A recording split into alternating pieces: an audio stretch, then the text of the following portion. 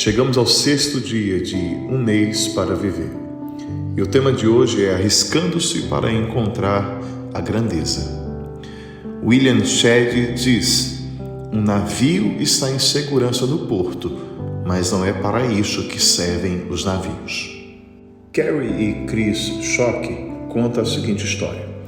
Quando nosso filho Josh tinha 4 ou 5 anos, Carrie levou ele ao parque e ele logo correu para seu brinquedo favorito.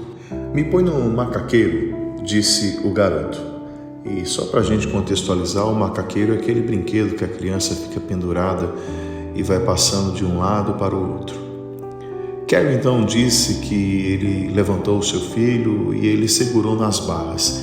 E então ele o soltou. Com os pezinhos pendurados a 1,5 metro do chão, ele seguia todo orgulhoso, segurando-se sozinho com um grande sorriso. Depois de cerca de 1 minuto, ele se cansou e disse: chega, pode me pôr no chão. Então o pai disse a ele: Josh, solte as mãos para eu pegar você. Então ele olhou para o seu pai com um olhar preocupado e disse: não, me põe no chão. Tudo bem, Josh, se você se soltar, eu pego você. Não, me põe no chão. Josh, eu te amo, prometo que pego você, falou o apaixonado pai. Então, ao ouvir essa história, você deve estar pensando que tipo de pai é este. Alguém talvez perceba que aquele pai estava aproveitando aquela oportunidade para um momento de aprendizado, para que o garoto soubesse que podia confiar no seu pai.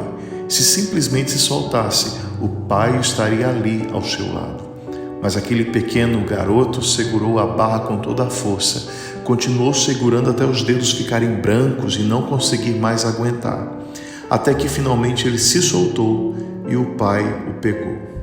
Um grande sorriso surgiu no rosto do pequeno Josh, e então o pai colocou a criança no chão e ele correu para o balanço. Logo ele se esqueceu de tudo aquilo, mas logo aquele pai percebeu que Deus tinha uma mensagem para ele naquele cenário. Quase que como estivesse dizendo: é exatamente dessa maneira que quero relacionar-me com você. Você se agarra a tudo desesperadamente, tentando fazer as coisas com suas próprias forças. Luta incansavelmente, querendo controlar tudo, tentando fazer tudo do jeito certo, tentando agradar as pessoas, controlar todas as situações.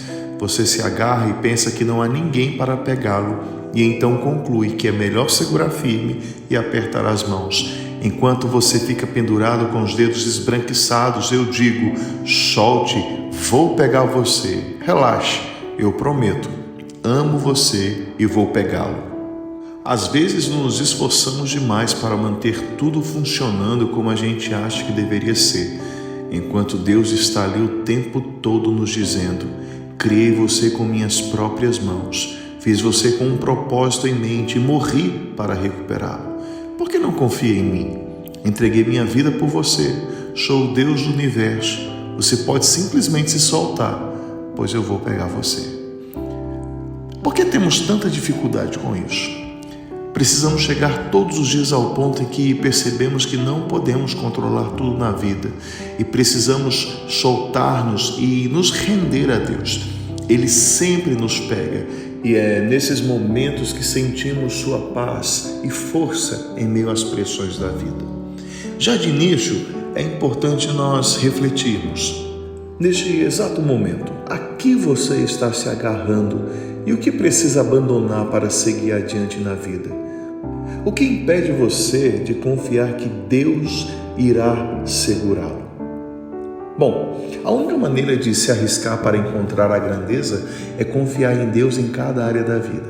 Ficar agarrado às barras do macaqueiro é cansativo e impede a realização de sonhos maiores e mais satisfatórios que Deus tem para nós. Quando nos apegamos aos nossos próprios métodos e objetivos, perdemos a oportunidade que nos abençoaria e nos fortaleceria. Deus nos criou para assumir riscos. Não se trata de uma declaração temerária ou inconsequente, mas de maneiras de agir que estão fora de nossa zona de conforto e além de nossas próprias motivações. Deus quer que confiemos nele para realizar coisas incríveis que jamais poderíamos alcançar sozinhos. De fato, Jesus conta uma parábola que nos apresenta uma noção real da estratégia de investimento divino. Ele compara o reino de Deus a um homem que, partindo para uma longa viagem, delegou responsabilidades financeiras a seus servos. A um ele deu 5.000, a outro 2.000 e ao terceiro 10.000, conforme as habilidades de cada um. Então partiu. Imediatamente o primeiro servo foi trabalhar e dobrou o investimento de seu mestre. O segundo fez a mesma coisa, mas o homem que recebeu apenas 1.000 cavou um buraco no chão e cuidadosamente ele escondeu o dinheiro de seu mestre. Depois de algum tempo, o homem retornou e chamou cada um dos seus servos para prestar contas dos recursos que lhe confiara. Os 2 primeiros revelaram seu sucesso e o patrão ficou cheio de alegria. A cada um ele disse: ótimo, vocês trabalharam muito bem, de agora em diante serão meus sócios. Então veio o terceiro servo e disse: mestre, sei que o Senhor tem padrões elevados e odeia ações descuidadas, que o Senhor exige o melhor e não faz concessões aos erros. Tive medo de que pudesse desapontá-lo, por isso encontrei um bom lugar para esconder seu dinheiro e deixá-lo em segurança. Aqui está ele, são e salvo até o último centavo. Então o mestre declarou furioso: essa é uma maneira terrível de viver. É um crime viver com tanto medo. Se você sabia que eu esperava o melhor, por que fez menos que o mínimo? O mínimo que você poderia ter feito era investir o dinheiro com os banqueiros e assim, pelo menos, eu teria obtido um pouco de juros. Peguem os 1.000 e deem para aquele que mais se arriscou. Livrem-se desse covarde cheio de cuidados. Lancem-no na mais profunda escuridão. Bom, você pode conferir o texto em sua íntegra lendo Mateus capítulo 25, dos versículos 14 a 30. Mas vamos lá. A resposta do mestre ao terceiro servo pode parecer dura. Contudo, por mais irônica que possa ser, essa história reforça o fato de que Deus não quer que o temamos a ponto de inibir nossa disposição de nos arriscarmos a crescer. O terceiro servo tinha tanto medo de soltar as barras que ficou pendurado nelas. Não confiava o suficiente no respeito e no amor de seu chefe para acreditar que ele iria ampará-lo se ele se arriscasse muito e perdesse. Assim, é comum que façamos tudo dentro de uma margem de segurança, satisfeitos com o modo como as coisas estão e justificando nossa visão conservadora ao dizer a nós mesmos que é isso que Deus deseja. Mas todo mundo tem espaço para crescer na vida. Lucas capítulo 12, versículo 48 nos diz: a quem muito é dado, também muito é exigido. E a quem muito foi confiado, muito mais será pedido. Uma outra reflexão que vale a pena nós ponderarmos: em quais áreas as possibilidades de você assumir um risco são maiores? Pessoal, profissional, relacional ou espiritual? Em quais você tem a tendência de agir com cautela? Porque é mais fácil assumir riscos em algumas áreas do que em outras. E como já é costumeiro, se você puder dar pausa nesse áudio e pensar um pouco nessas perguntas, refletir um pouco, tomar nota e depois retomar essa audição. O que nos leva a nos apegar a nossos próprios esforços em vez de nos arriscarmos para encontrar a grandeza que Deus tem para nós? Para muitos é a perda do controle. Achamos que se realmente nos soltarmos e permitirmos que Deus nos pegue e nos direcione, passaremos a vida como condenados na prisão, fazendo o que odiamos. Nada poderia estar mais longe da verdade. Deus criou cada um de nós para cumprir um propósito e nos projetou de maneira única para realizá-lo. Ele plantou a eternidade em nosso coração, com as sementes da grandeza que só podem crescer por nossa disposição em servir. Então, como é se soltar? De acordo com minha experiência, muitas vezes envolve paciência e a procura da mão de Deus nos lugares mais inusitados. Deus raramente se conforma a nosso cronograma ou faz coisas de maneira nítida e linear, de acordo com nossa perspectiva humana e limitada. Às vezes nem mesmo percebemos para o que fomos criados e o que de fato nos anima e alegra, até o momento em que somos forçados a entrar nisso, esperneando e gritando. Para o escritor e teólogo C.S. Lewis, é muito comum sermos como crianças que se contentam em brincar em poças de lama, quando a beleza e a imensidão do oceano estão a apenas alguns passos de distância. O medo é provavelmente outro grande obstáculo que nos mantém presos às barras de ferro, mesmo depois de ter chegado a hora de seguir adiante. E o medo certamente pode paralisar-nos. É grande a possibilidade de ficarmos confinados a uma visão muito estreita da vida.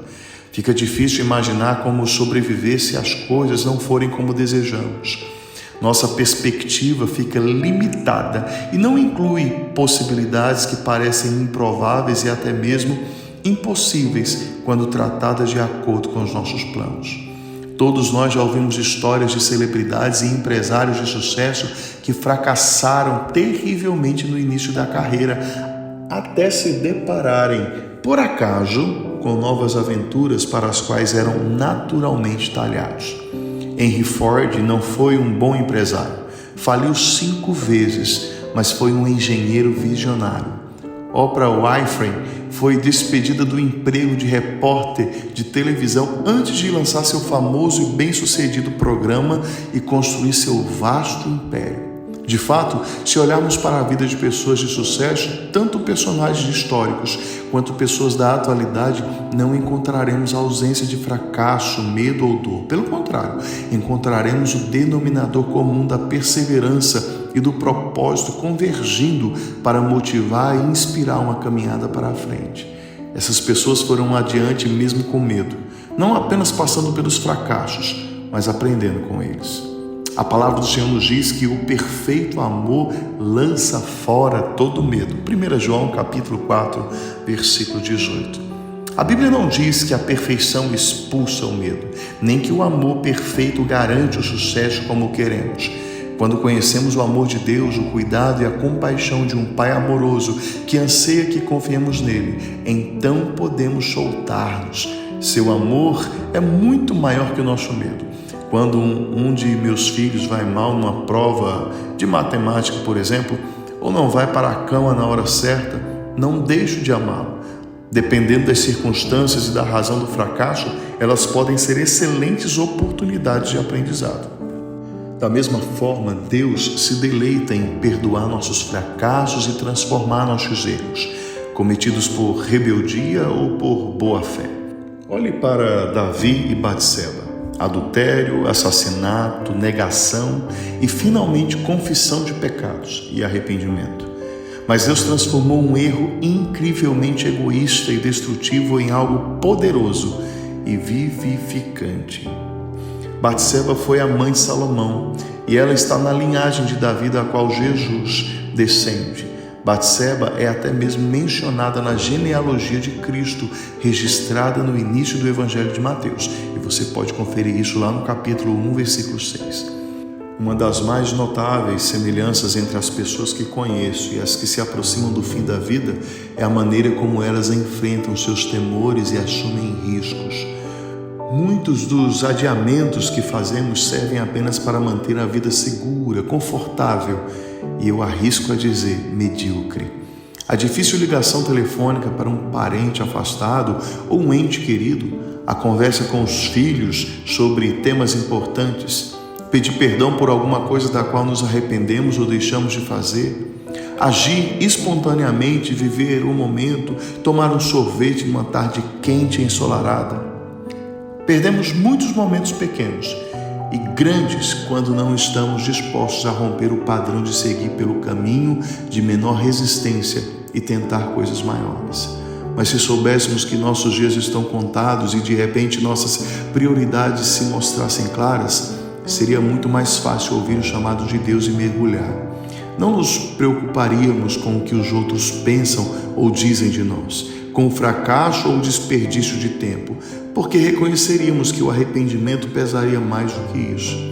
Se você está cansado de agarrar as barras e sente que está perdendo o controle da vida, solte-se e sinta os fortes braços de um Deus amoroso segurando você. Na força da graça de nosso Pai Celestial, você sentirá a segurança e a paz que tanto deseja. Vamos para os 3 desafios de hoje. O primeiro deles é: faça uma lista de itens, recursos, dons e oportunidades que você recebeu para administrar.